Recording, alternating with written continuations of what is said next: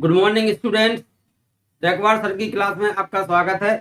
आज के इस वीडियो में हम जानने वाले हैं has to, have to, had to, will have to और शेल हैव टू, इनके प्रयोग में को जानने वाले हैं। हैज टू, हैव टू का मतलब होता है पढ़ता है। हैड टू का मतलब होता है पढ़ा। विल हैव टू या शेल हैव टू का मतलब होता है पढ़ेगा। तो इनको हम एक एक करके देखते हैं।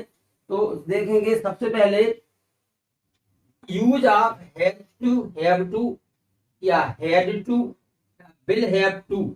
विल हैव टू या क्या लिख देंगे हम यहाँ पर shall have to, shall have to, इनका प्रयोग हम देखेंगे। तो हैड टू, हैव टू का मतलब है पढ़ता है। हैड टू का मतलब होता है पढ़ा। विल हैव टू या शेल हैव टू, इसका मतलब होता है जाना पड़ेगा। ये प्रेजेंट टेंस है, ये पास्ट टेंस है और वो फ्यूचर टेंस है। इसमें जब हैज टू, हैव टू का जो स्ट्रक्चर है, सब्जेक्ट, हैज टू या हैव टू, फिर वर्ब, वर्ब के बाद अदर वर्ड, वर्ब के बाद क्या आता है अदर वर्ड। हैव टू का स्ट्रक्चर है पहले सब्जेक्ट, हैड टू, वर्ब का फर्स्ट फॉर्म, फिर other word. Will have to और शेल हैव टू का जो स्ट्रक्चर है पहले सब्जेक्ट, विल हैव टू या शेल हैव टू, फिर वर्ब का फर्स्ट फॉर्म। अब देखो यहाँ पर हैज टू और हैव टू में से कुछ एक रखना है। तो हमें हैज टू कहाँ रखना है और हैव टू कहाँ रखना है, इसके बारे में देखिए। यदि सब्जेक्ट, जो सब्जेक्ट है ना, सब्जेक्ट आई, बी, यू, दे और बहुवचन प्लूरल है, आई, बी, यू, दे और प्लूरल है, तो हमें हैव टू रखना है। यदि सब्जेक्ट ही, सी, इट, किसी का नाम एक वचन है, तो हमें हैव टू रखना है। और यहाँ पर हैव टू सभी सब्जेक्ट के साथ आना है। विल हैव टू और शेल हैव टू है, जो शेल हैव टू केवल जब सब्जेक्ट आई और बी होगा तब हम शेल हैव टू रखेंगे और सबके साथ विल हैव टू रख देंगे। शेल हैव टू सब्जेक्ट के साथ रखना है हमें, आई और बी के साथ। हमने ये देख लिया कहाँ हैज टू आना, कहाँ हैव टू, कहाँ विल हैव टू और कहाँ shall have to. Have to तो सभी के साथ आएगा। अब एग्जाम में द्वारा समझते हैं। यहाँ पर लिखा है मुझे जाना पड़ता है। स्ट्रक्चर क्या है, पहले सब्जेक्ट आ गया मुझे, आई, हैज टू और हैव टू में से क्या आएगा, आई के साथ हैव टू आ गया। तो जाना माने गो, आई हैव टू गो।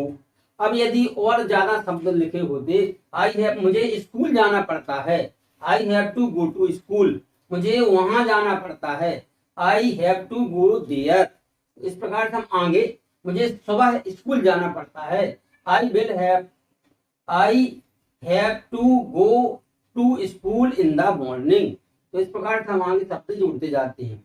अब यदि इसी को हम पास्ट टेंस में कहेंगे, मुझे जाना पड़ा, आई हैड टू गो, मुझे स्कूल जाना पड़ा, I had to go to school, मुझे बाजार जाना पड़ा, I had to go to bazaar, मुझे सुबह पुस्तक पढ़ना पड़ी, I had to read a book in the morning.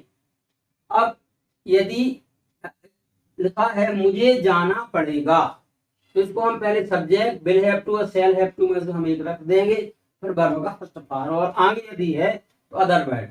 मुझे जाना पड़ेगा, मुझे आना, आई के साथ आएगा shall have to, I shall have to go, मुझे जाना पड़ेगा। मुझे लिखना पड़ेगा, I shall have to write, मुझे कहना पड़ेगा, आई शेल हैव टू से, मुझे अब जाना पड़ेगा, I shall have to go now, उसे अब आना पड़ेगा, he will have to go now.